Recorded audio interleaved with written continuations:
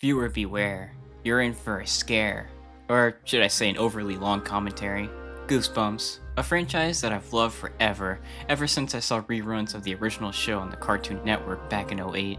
Goosebumps is a very fascinating franchise to me due to how it's been able to stay relevant after all these years, still have a present reputation in today's market, and just the sheer amount of history it has. So in today's video, we'll be going over the entire history of Goosebumps and its many ups and downs throughout the years. Well, it all started in 1992 with the release of the first book, Welcome to Dead House. Stine had been acquitted with writing for a younger audience before with his Fear Street horror series targeted towards teenagers, so an acquaintance of Stine suggested a horror series for kids. Stine was reluctant at first, but sooner or later went with the idea due to coming up with a catchy name, which was a very wise decision if you ask me. Scholastic made a deal with R.L. Stine that if Goosebumps proved to be successful, more entries would be on the way, and to sweeten the deal, they also hired Tim Jacobus to create those iconic covers we're all familiar with. Jacobus did create covers for the first couple of books, with Stay Out of the Basement's artwork done by Jim Thyssen, although the 2003 reprinting did have a new piece by Jacobus to spark things up. The only time this happened was with Be Careful with What You Wish For, as Stanislaw Fernandez did this cover while Jacobus was on vacation, but he did eventually make artwork for this story. Stine got the name for the series as he was browsing through a TV guide and saw a horror program with the phrase, "It's Goosebumps Week on Channel 11. Anyways, while all the first couple of entries are pretty similar in their formula and conventions, Welcome to Dead House is probably the most serious and scary at the original series due to its lack of humor. You see, the original series had a mixed blend of humor and horror because Stine did want to spook kids, but not totally frighten them, so he decided to throw in some funny mishaps to make it more palatable to kids. The humorous element also came from a place of heart, as Stine created funny comics in the form of Bananas Magazine, which is pretty similar to Mad Magazine. And as a matter of fact, he even created silly comedical stories when he was a young kid too. It's funny to think Stine's most successful series was a combination of his prior achievements, writing books for a younger audience and comedic comics. Getting back to it, Stine also made sure kids knew the stories that they were reading were completely fictitious and not real by not going too far with the horror. Things like death, divorce, and drugs were also left out to really illustrate the books are fictional and far from reality. Anyways, Goosebumps at first didn't sell all that well. It sat on store shelves for a while, only being noticed, but not bought.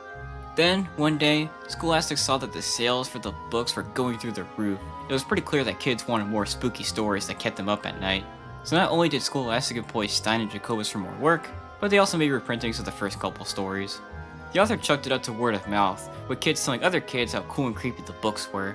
Stine also stated, if the same situation were to happen today, Goosebumps probably would have never blown up, as stores would have quickly taken down the books after only so many people bought them to make way for other pieces that might actually sell. While I agree with Stine about the word of mouth bit, I think the cool artworks on the front also got kids' attention. I mean, the covers are some of the most unique pieces of artwork ever, and they fit perfectly with the tone and mood of Goosebumps. Scary, but not too scary. Only Jacobus could give a story as dumb as Chicken Chicken a sort of creepy cover. The warped perspectives on some of the covers adds on to the otherworldly and uncomfortable situations the characters are put in. The colors have a shine to make every piece pop, and who could forget those Converse shoes? Yeah, it's an inside joke between Jacobus and his mom. Whenever you saw kids' feet in the Goosebumps covers, I would always have them wearing the high-top Chuck Taylor All-Star Cons that my mother used to complain that, they smelled and, let's get rid of the sneakers. And she said someday, again, very similar message from my mom was someday you're going to have a real job and you're going to have to wear real shoes. So I would buy a book for my mom. Every time the books came out, I would buy the book and give it to my mom, and she had a collection of them. And, mom's being mom, she always was like, oh, that's wonderful. That's so great that, here's another cover. And then she would notice that the Converse sneakers were in there, and then she'd roll her eyes and say, oh, and there's those stinking sneakers. So, anyways, as you can imagine, with the massive success Goosebumps brought to Scholastic, they decided to cash in with huge amounts of merch, events, and adaptations. While Goosebumps did have some pretty cool merch, like the trading cards that gave some visual support as to how some of the characters and creatures looked, there was a bunch of stuff that really showed Scholastic was milking the franchise to no end. There's ridiculous stuff, like State of the Basement had a tape dispenser and protractor, and Monster Blood makeup, but oddly enough, they didn't make a green ooze-like blob and sell that as Monster Blood. Hey, speaking of which, apparently there might be some Goosebumps merch that's lost media, or should I say, just one piece of merch. According to R.L. Stine, he saw a Goosebumps themed advent calendar that had chocolate and claims he still has it. The worst Goosebumps product that I ever saw in all this time, and it was British. It was a British Goosebumps thing. It was a Goosebumps chocolate advent calendar. That's bad, right? That's pretty bad. that was quite a stretch. Yeah, I still have it. I never opened the box. I don't know what the chocolate looks like now. When I tried to look for a set piece, I couldn't find anything other than the standard 365 days calendar Scholastic had made for 1995 all the way to 1998. So if I had to guess, I'd say it's a bootleg or something like that. There was even an official fan club kids could subscribe to and get tons of cool stuff including posters, apparel, and other knickknacks. After 2 years of Goosebumps books and a ton of merch and nationwide events, Scholastic wanted to keep expanding their empire, so they decided to create Tales to Give You Goosebumps, which was a spin-off series containing a couple shorter stories in the same vein as its predecessor. This idea was later turned into Tripleheader, which contained 3 stories as opposed to the 10 of its predecessor, and that series also had 3 different narrators to spice up the formula a little bit. Speaking of Tales to Give You Goosebumps, it spawned the series mascot Curly the Skeleton, as he appeared on the first ever issue. Curly would get an immediate redesign following the second entry, which would be used on every piece of merchandise and promotional material afterwards. Yeah, Scholastic wasn't a fan of the original design. They thought Curly having long hair made it hard to distinguish whether he was a boy or a girl, and they disliked the fact he was a ghost because they wanted promotional material where he was doing all kinds of activities. And since ghosts go through everything, Curly wouldn't have been able to do much, so Jacobus went with the more physical classic horror archetype for the book's mascot with a lot less hair. The Bony Dude was also given his own dog, Drool, who often accompanied Curly in Jacobus' artworks containing the mascot. Curly made his way into the rest of the Tales to Give You Goosebumps books, along with a bunch of merchandise too. He even made it onto the Ghost School's cover as a small cameo, although he never made it into the TV show. You know who did? Powerman 5000. Their picture is in the Click episode. I guess this is what it's like when worlds collide. Speaking of the show, with how successful Goosebumps was, it only made sense for a TV show based off the books to come along the way. So on October 27, 1995, the first episode of the TV series was broadcasted to young viewers all over the US. And it only made sense that the first episode be one of the most iconic stories from the franchise, and it's a damn good adaptation too. This show is probably my favorite thing that ever came from this series. As I mentioned before, I watched this show whenever I had time to watch the reruns on Cartoon Network, but I also remember watching just about every episode a couple years later when it came to Netflix. Then, in 2022, when I got into Goosebumps again, I finished every episode, and every now and then, I'll come back to watch it because I just love it so much. I don't know what keeps me coming back. Is it the cheesy pacing and acting? Or maybe the radical special and practical effects in the 90s? Whatever it is, it has so much charm. Every episode is so worth watching, no matter how bad it is. The intro was so good too. The theme was perfectly creepy and haunting, and the images in the background turning gloomy after the Jeep passes by added to the unsettling nature of it. Speaking of the intro, apparently the theme song was going to be a rap of sorts, which explains why it's got a groove to it. According to It Came From the 90s on YouTube. Apparently this person worked with Jack Lenz, who created the soundtrack for the TV show, but maybe a Goosebumps rap was a little too goofy for the series. Another great thing about the show was it tried its best to keep things new and fresh. After 2 seasons of adapting the original series, the showrunners decided to take some of the stories from Tales to Give You Goosebumps and flesh them out into full stories. They also had new stories known as the Chillology, and 2 episodes based off the Series 2000 books, which we'll get into later, to keep viewers coming back again and again. Also, I don't want to ruin anybody's fun, but the man with the suitcase during the intro is not R.L. Stine. It's producer Patrick Doyle portraying him. So, here's something weird for you. Scholastic saw how successful the show and books were doing, so they decided to merge both ideas into Goosebumps Presents. These books were written retellings of what happened in TV episodes, with frames from them to accompany the narratives. Yeah, I had the same question you do. At that point, why not just either read the original book or watch the episode? What kind of book is this? There were about 15 of these made, so I guess enough people were buying them to warrant such a quantity. I have a feeling these would have kept going had the legal troubles with Goosebumps not risen in the late 90s, but we'll get into that later. Let's continue talking about the series' hot streak. Well, 1995 spawned more than just a TV show. Give Yourself Goosebumps also saw its debut that same year. This spin-off was Choose Your Own Adventure books, where readers typically go through a couple of pages, then are presented with two options as to what they want their character to make, and hopefully they make the right choice. Jacobus made the first book cover, but since he was already busy making the Goosebumps covers every month, Scholastic decided to rotate between Mark Negate and Craig White as to not put too much on Jacobus' plate. Sooner or later, Goosebumps found its way into other countries besides the US. After all, the books were irresistible to American kids, so why wouldn't children in the rest of the world like them?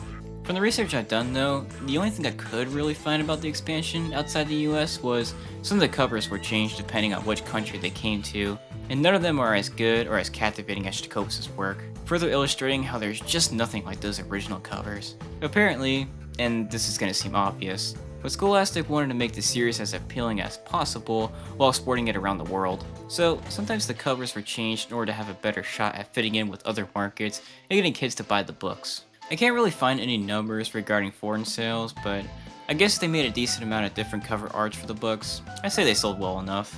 Well, with how well Goosebumps was doing, other people besides Scholastic wanted in on the cash cow, so there were a couple of rip-offs, or should I say, books solely inspired by the franchise, such as Shivers and Bone Chillers. Those two seem to be the more popular ones. I've never read any of these books, so I can't tell you how good they are, but I can tell you the covers are nowhere near as iconic as Jacobus' work.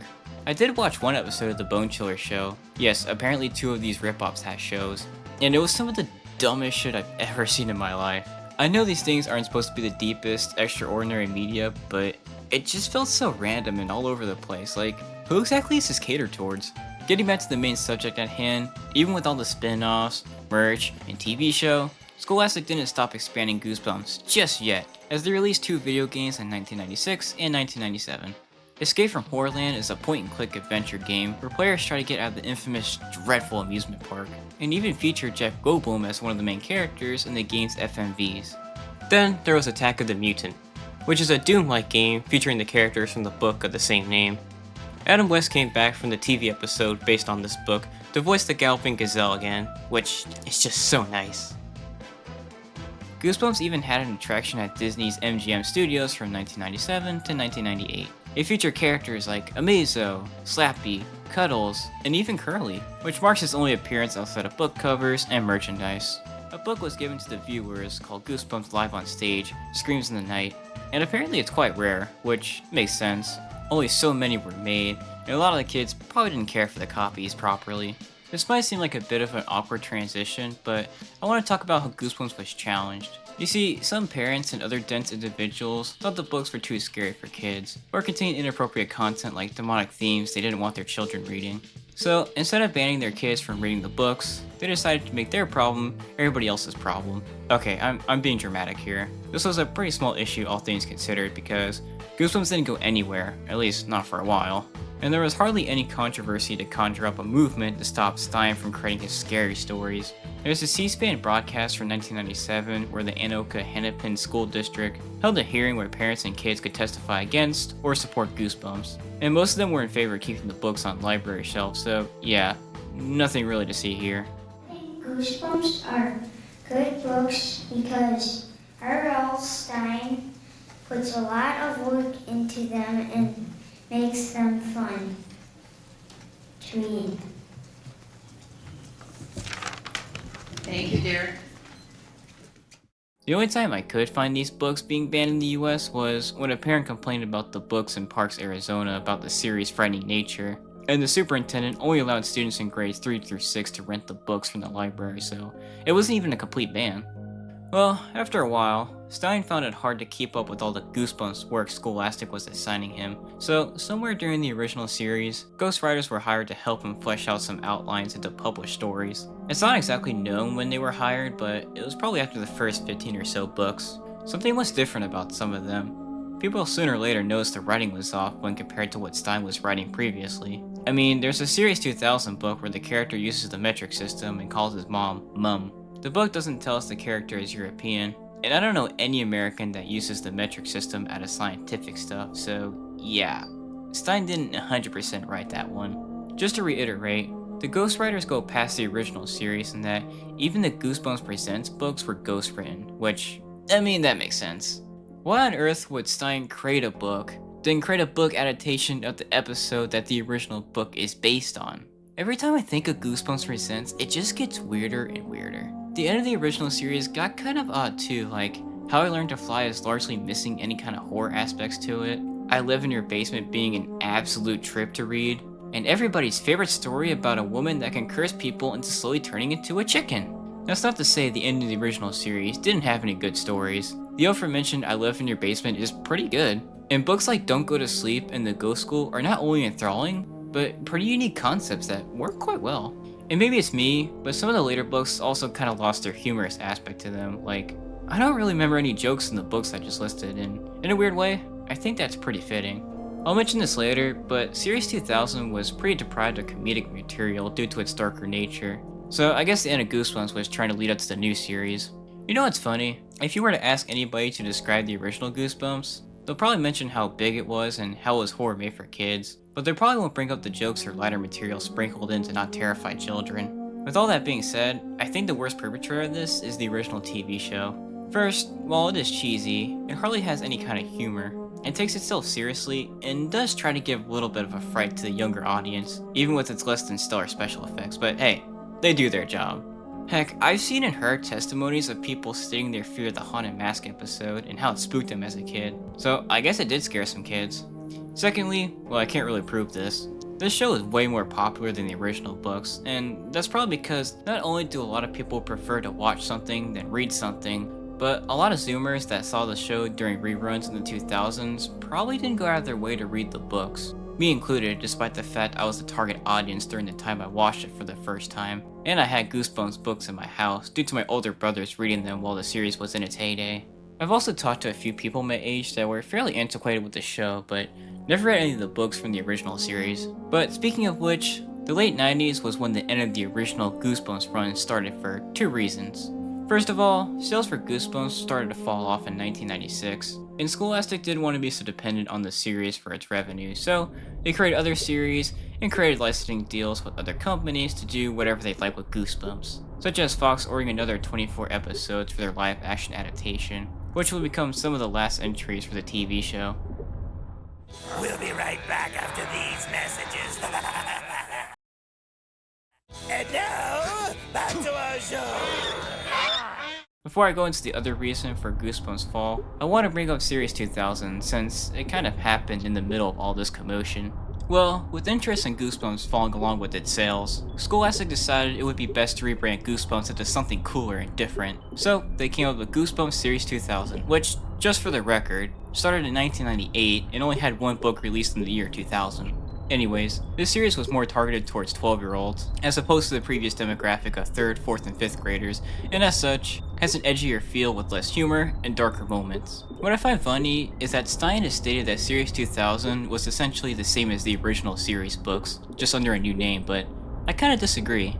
Lying to me. We're going to refresh the series, so we called it Goosebumps 2000, and we told everyone it would be scarier, Oh, okay.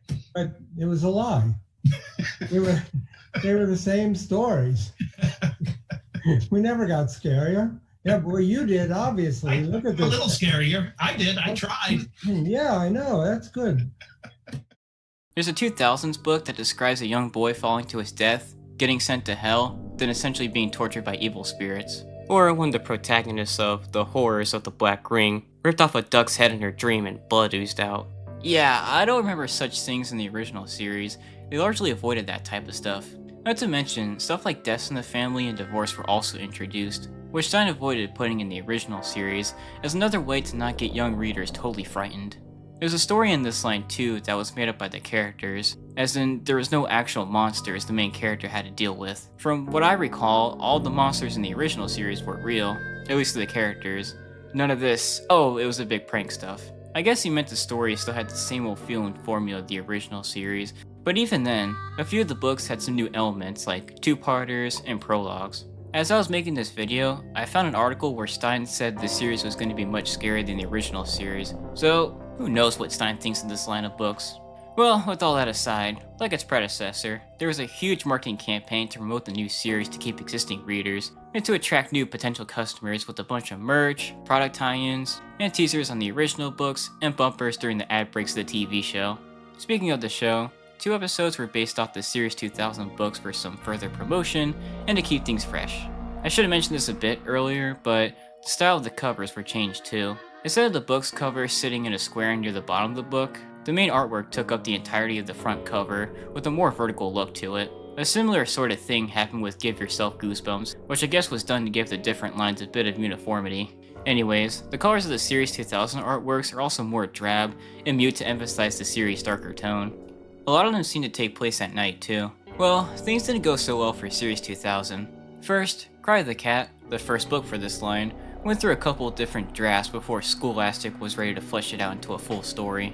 I wonder if that's because Stine was having some trouble making the books a bit edgier. Cry the Cat was going to be the last book for the original series, so maybe turning that into something darker wasn't working so well.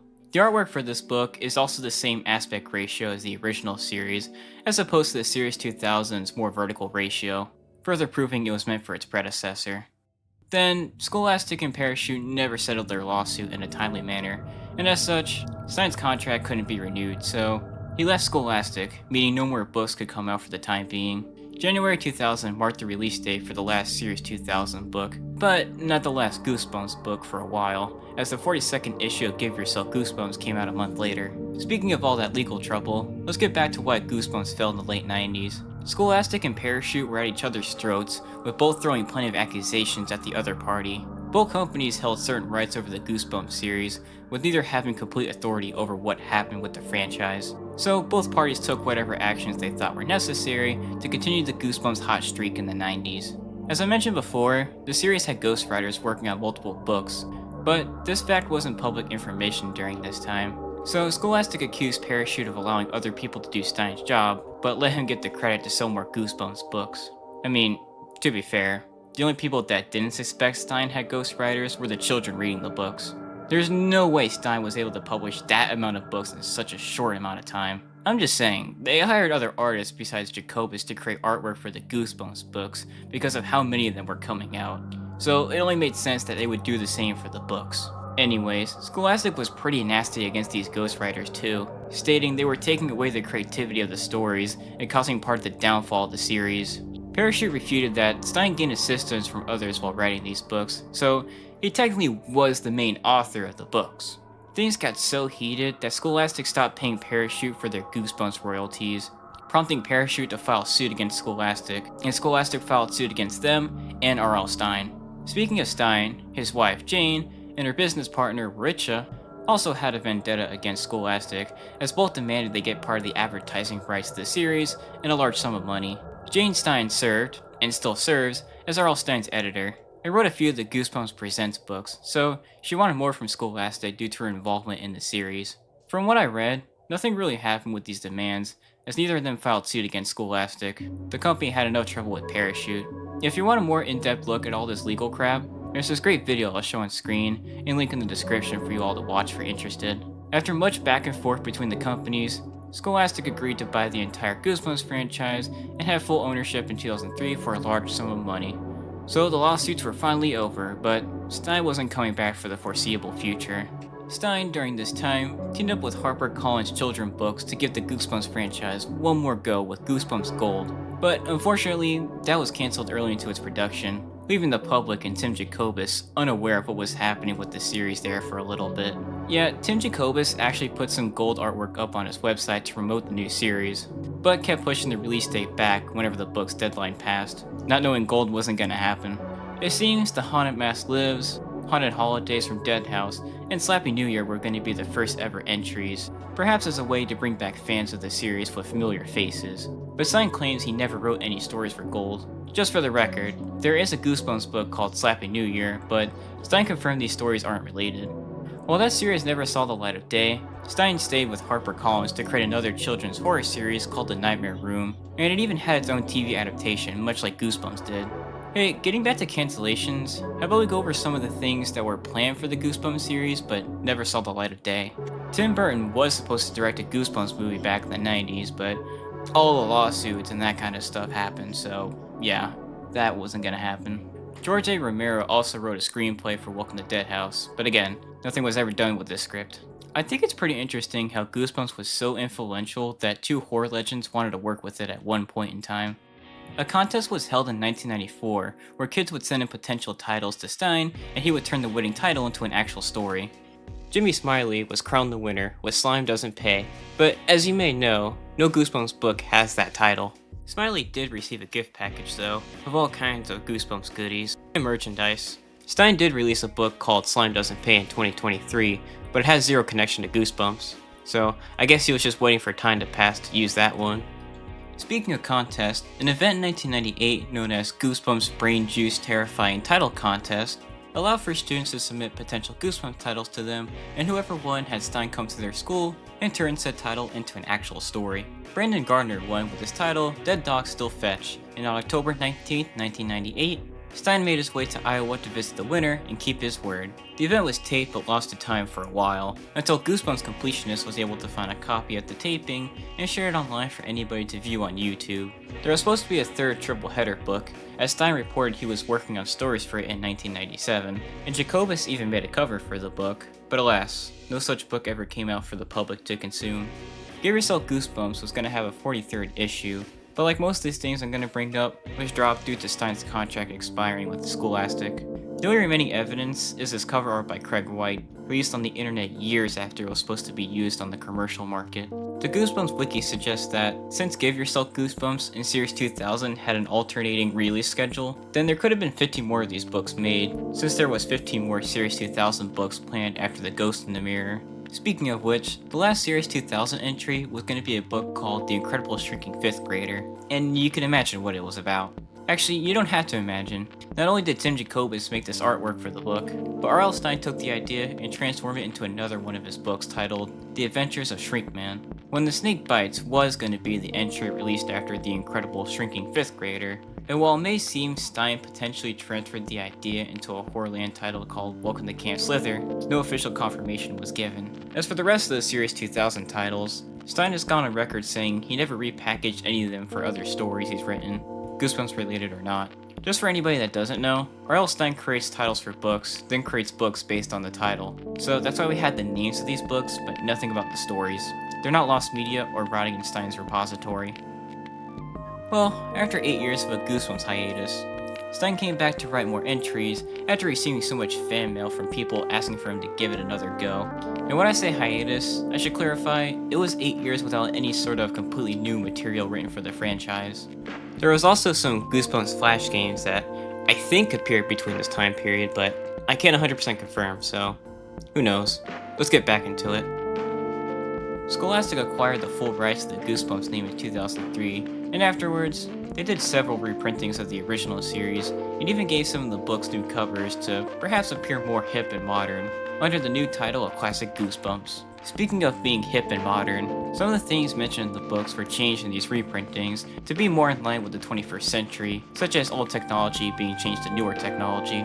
Besides those changes, the first 21 of these reskins had a bonus section at the end of them known as Behind the Screams, which gave some insight to the story and making a Goosebumps. Getting back to it, in 2006, Scholastic released the first issue of Goosebumps Graphics, with 2 more comics coming out in 2007.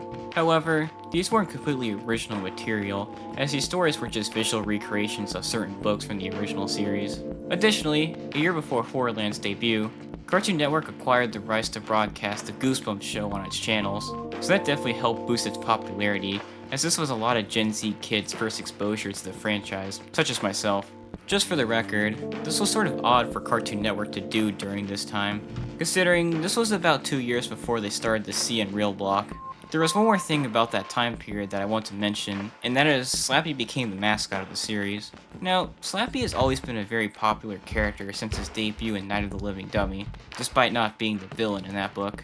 Regardless, as I mentioned before, Curly became the official Goosebumps mascot, so he was the face representing the series as far as Scholastic was concerned. After Scholastic bought the full rights to Goosebumps though, Curly has hardly appeared in Goosebumps media, just bits and pieces here and there, while Slappy has had a much larger involvement in the series. He was even brought back as the main antagonist of the first Horrorland book, the first new piece of Goosebumps media in years. You'll see Slappy's increased involvement as we go through the rest of Goosebumps history, so let's get back to Horrorland. While the first entry of Horrorland dropped on April 1st, 2008, it was certainly no prank, as not only did these books revive the franchise, but allowed for many more spin-offs and adaptations along the way. Stine knew that, while it was great to have Goosebumps back in action, something needed to be done in order to innovate the series, so it wasn't just those same old stories from the 90s again. To do this, every Horrorland book has 2 stories in it. The first one is very much like the classic stories that started the series, while the second narrative took place in Horrorland and had the characters from the previous entries meeting up with each other so they could survive their stay at such an evil place.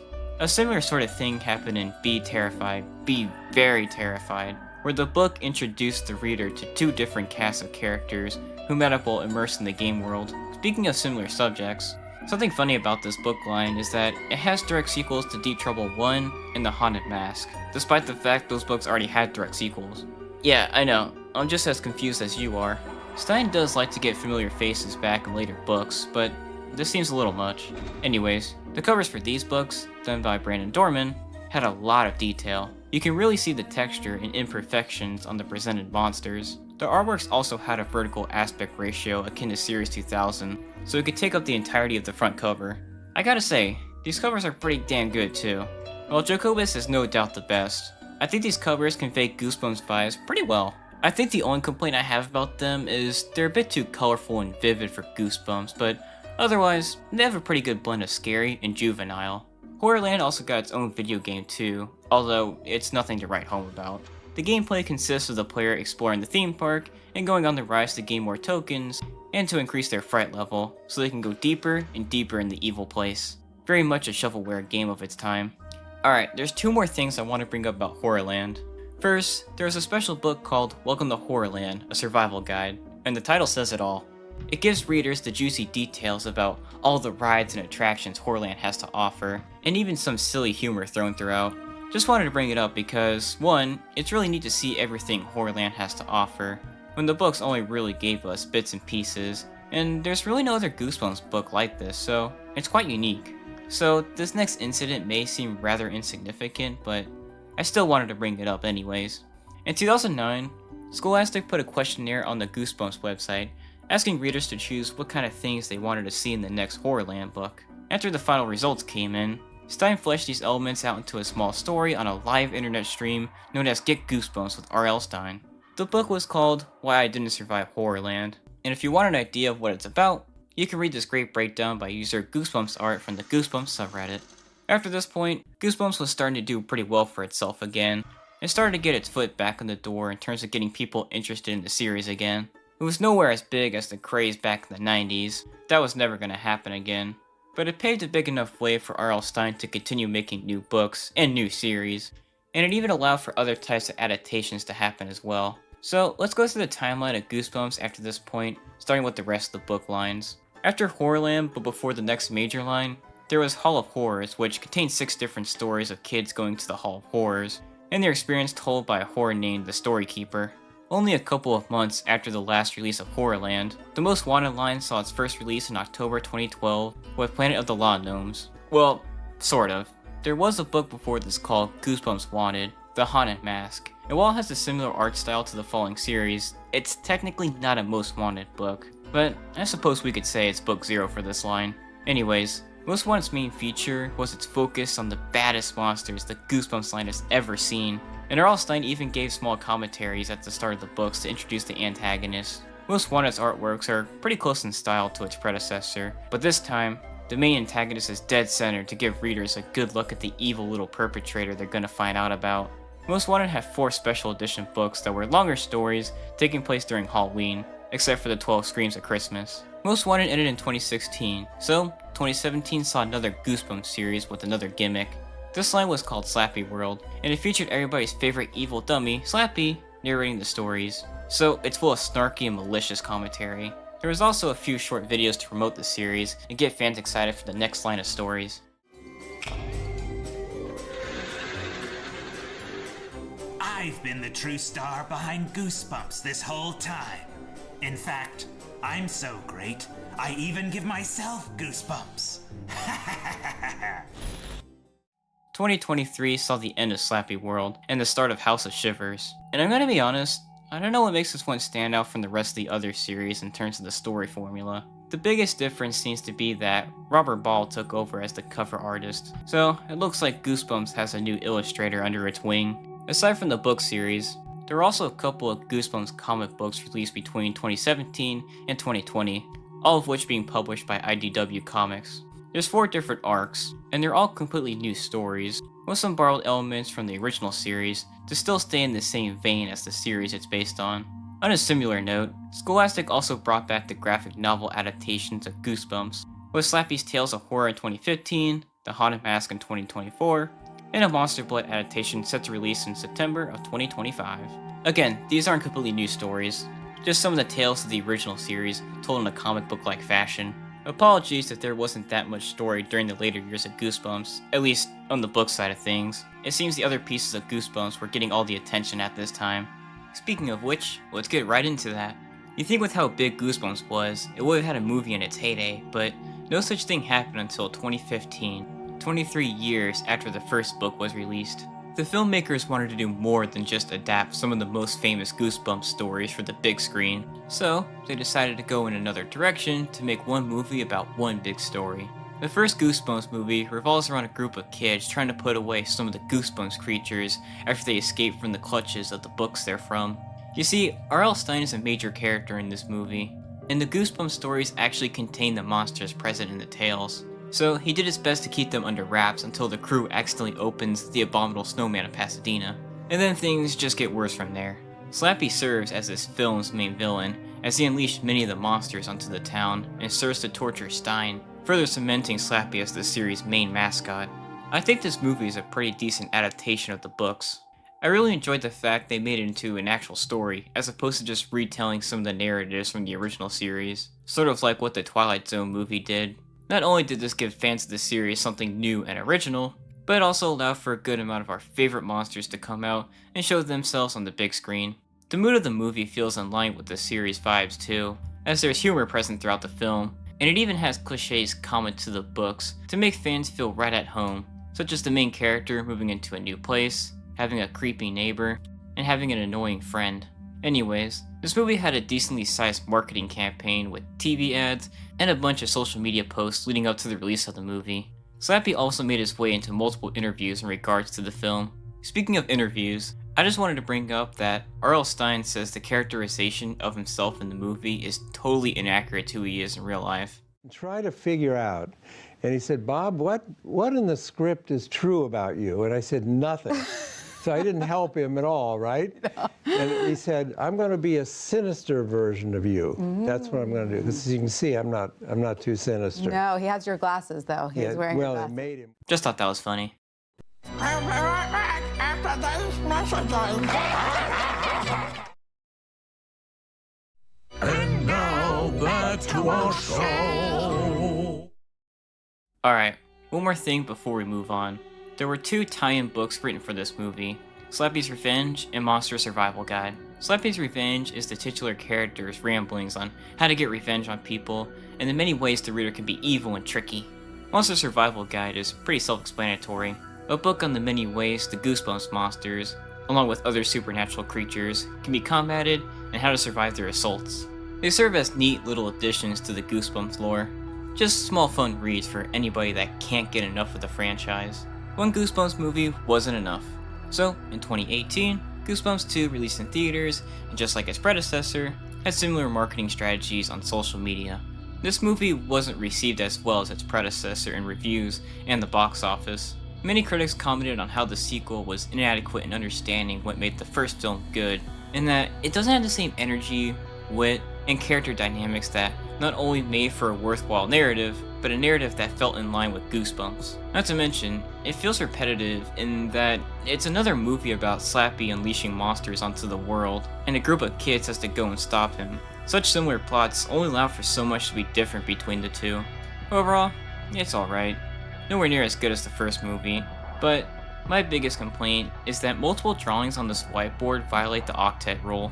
Carbon can only have 4 bonds, hydrogen can only have 1 bond, and not to mention, these drawings look very sloppy, unlike any Lewis structure or line structure I've ever seen. Like, I hope one of the students did this, because if the teacher did so, they should refrain from teaching chemistry again. This movie also didn't have any book tie-ins like its predecessor, unless you count the book novel and Slappy's Return, but I don't think you should because they're just different retellings of the film. They don't really expand on anything or add on to the universe, so just about everything about this movie is lackluster. While another Goosebumps movie never happened, Disney acquired the rights to the series and decided to make a TV series based on the books for their streaming service. Like the movies, the new show isn't just retellings of the original stories. Rather, each episode is connected to one complete narrative, although each episode is based on one of the Goosebumps books. This series is also targeted more towards teenagers, with a rating of TV-14, so it's some of the darkest stuff Goosebumps has ever seen. It also allowed the series to have narrative depth, with an ever-evolving story and character development. I think this new direction is a double-edged sword. On one hand, the deeper stories and connections, great for interesting narratives and likable characters with actual personalities and understandable motives. I feel like I understand why each character did what they did, and really enjoyed how all the character stories were intertwined with each other while still standing out on their own. Not to mention, each episode has their own theme based on the original books, so in a way, it still has an anthological feel to pay homage to the series. On the other hand, it feels off for the vibes of Goosebumps. Like, just about every Goosebumps story has a tween or 9-10-year-old kid fighting off supernatural creatures, so having teenagers deal with these demons is a big change for the series. Just saying, there's kids shows that have arcs and developing stories, so it's not like this show had to be TV-14 in order to give us some narrative depth. It also mentioned things like divorce, adultery, and suicide, which just feels so out of line for the series in my opinion. Overall though, I enjoyed season 1 of this show. While I'm not the biggest fan of the direction, the story was interesting, the adaptations felt faithful, but new enough, and all the characters had likable traits and developed personalities. I also enjoyed how each story adaptation had its own spin, like the haunted mask changing the item of affection into a person of affection, and how the Cuckoo Clock of Doom had some inspiration from the Series 2000 book, I Am Your Evil Twin. The first season also had a novelization, which retold the events of the entire season, and even had an actual ending as opposed to the cliffhanger in the TV show. Post-edit Doge Buddha here, so I finished the novelization and will tell you now the new ending for this book, for anybody that's curious. Margot and Isaiah are sort of dating, Isabella and James become better friends, and Lucas has a better friendship with the crew that took down the evil set upon their world. Nathan quit his job at the high school now that he's a book writer, but part of Kandu's soul is still trapped in Nathan, since his soul had to go somewhere. Nathan is also on tour for his new book release, so he decides to invite the crew to go to London with him, and they accept. All seems good, until Isaiah gets an odd feeling before and during the flight, and when they arrive in London, he runs away from his friends, not being seen for the rest of the day. Isaiah does return to his friends the next day, but something's off with him, and he looks terrible, like something happened to him. And that's all she wrote, so one cliffhanger for another cliffhanger. With the positive reception and good view numbers, Disney ordered a second season to continue the story called The Vanishing, which first premiered on January 10th, 2025. I didn't watch this one in time for this video, but like the first season, I heard good things about it. Let me know what you think of The Vanishing in the comments below. This season will also get a novelization, and it'll even have a different ending, much like its predecessor. While still talking about TV shows, R.L. Stine also created the Haunting Hour series. And while it's not tied to Goosebumps, it does have a very similar feel to the 90s show. Goosebumps also entered the video game market again, so let's talk about the rest of the video games that were released in the 2010s. Goosebumps the game is similar to the games from the 90s, as they're all point-and-click adventures, following the main character as they fight back against the most notorious Goosebumps critters. This game takes place before the events of the first movie, so it makes sense why all these monsters are prowling all over the place. I just wanted to mention, the background music I'm using is from this game, and it's so good I've used it in multiple videos. Neighborhood Explorer and the credits theme are fantastic songs for any kind of commentary videos. So for any content creators watching this, you're welcome for the advice. Then we have two mobile games, Night of Scares and Horror Town. Night of Scares has players roaming around Stine's house as they collect pages from the Goosebumps books and try to hide from some of the series' most famous monsters. Once the player has all the pages to one book, they go up to the appropriate creature and put them back where they belong. Stine, voiced by Jack Black, also commentates and helps the player through their session. A fairly impressive mobile game if you ask me. A similar game was brought to PC and consoles in 2020 called Night of Scares, as it features the same gameplay of finding the pages, hiding from the monsters, then capturing the monsters. Horror Town is a town building simulator with the locations, missions, and characters all based on the stories of the multiple Goosebumps lines throughout the years. This game even has Curly as the main narrator, so that's really neat and a nice nod to the past. Before I end this section, I just want to bring up this promotional image for a Goosebumps game subtitled Terror Tower, leaked in 2024, and seemingly also had a release date of 2024. Of course, that game never came out, and no one really knows what exactly happened to it or what it was all about.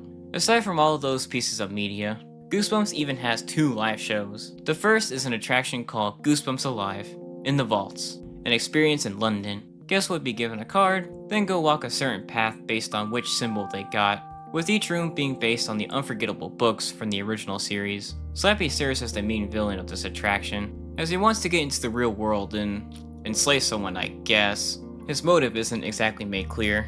The attraction has an adult and kid version, with the adult one being more intense and scarier than its juvenile counterpart for obvious reasons. The other live event is Goosebumps the Musical, Phantom of the Auditorium, and as you can guess, it's a musical based on the Goosebumps book of the same name. Certainly one of the more creative adaptations of Goosebumps. I guess it does make sense, all things considered. Well, that's just about every official piece of Goosebumps stuff I could think of, but I don't want to end this video just yet. As you can imagine, with how Goosebumps was back in the 90s and how it's still fairly relevant nowadays, the fans and community surrounding the series have created some cool stuff throughout the years that I wanted to bring up. There was a website created in 1996 called The Bumps, ran by Brian Stelter, which was a hub for everything Goosebumps, including news, chats, interviews, and much more about the spooky book series. Stelter was even in contact with R.L. Stine, and even got some exclusives from him. This connection is actually how the community knows about some of the unreleased Goosebumps books, like the 3rd triple header book.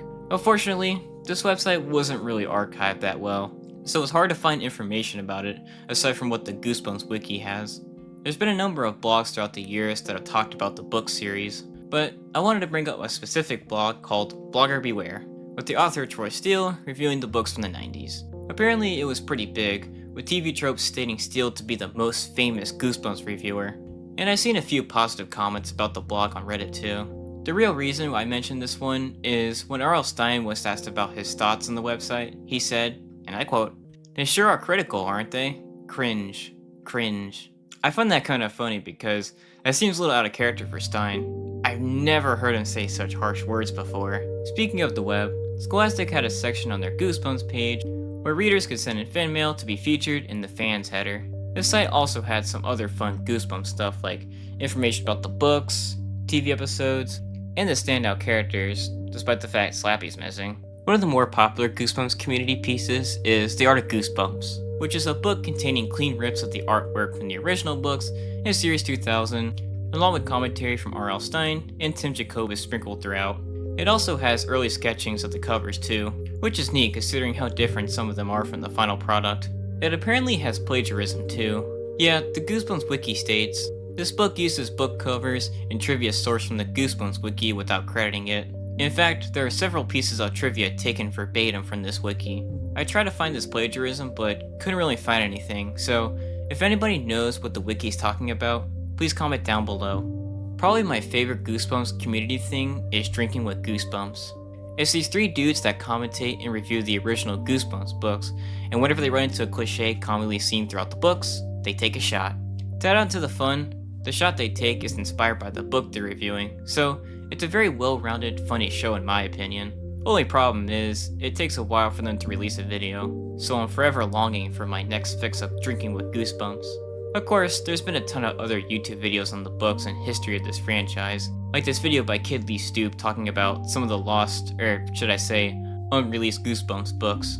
Or how about when Funny or Die had R.L. Stine tell us about fake Goosebumps books that never saw the light of day to poke fun at the series. We're especially gun-shy about my 2003 title, Skeletons Smoke Cigarettes, and you should too. My editors seem to take that as an endorsement for cigarettes. To me, it's just spooky fun, but try telling... It's good to know Stine has a sense of humor outside of the series and can laugh at himself. Another one of my favorite Goosebumps community things is Dr. Acula. They're a metal band that's dabbled in deathcore and partycore, and their earlier songs, along with their newest songs, are named after the original Goosebumps books. Their song Let's Get Invisible even has the title as the lyrics to the chorus. Let's get invisible! Let's get invisible! If that's too much for you, there's a few other bands that lean on the more punk rock side of music that have made songs based on the events of the books, and their album covers are even reminiscent of Jacobus' artworks in the 90s.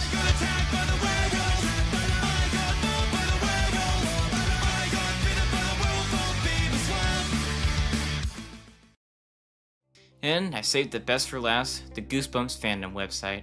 Like many fandom websites, it has a plethora on everything Goosebumps. Every single detail, every single book, every single adaptation, all in this corner of the internet.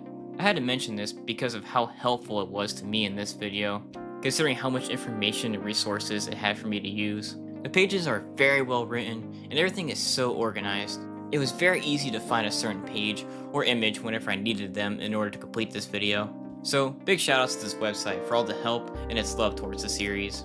So, that's just about everything Goosebumps. It's pretty amazing how it was able to be more than just a fad from the 90s. It was constantly changing, so fans always had something to look forward to. Whether it be changing the book's formula, like making things edgier, or having an overarching story instead of being totally anthological, Stine made sure Goosebumps stayed fresh and original for all his fans. This ideology expands past the books. The 90s show adapted Tales to Give You Goosebumps stories into fully fleshed out episodes, and even created its own stories, and the movies and new TV show had developed connecting narratives instead of just recreating episodes from the 90s show. And this also allowed for everybody's favorite monsters to make it onto the big screen. Even small things, like how the novelizations of the 2023 show had different endings, really show the creators are constantly trying to spice up Goosebumps and make sure it never gets stale again.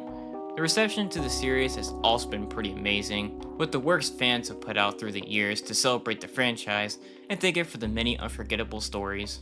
It's truly amazing that, after all these years, many people, including myself, have such love for the series and have such high regard for it. Goosebumps still has a future ahead of it too, and I'm very excited for the many new books and adaptations that will spawn years ahead, as they will no doubt be creative, worthwhile takes on the book series if past events are taken into consideration. Well, that's all I wanted to say about Goosebumps. Have a good day and watch out for monsters.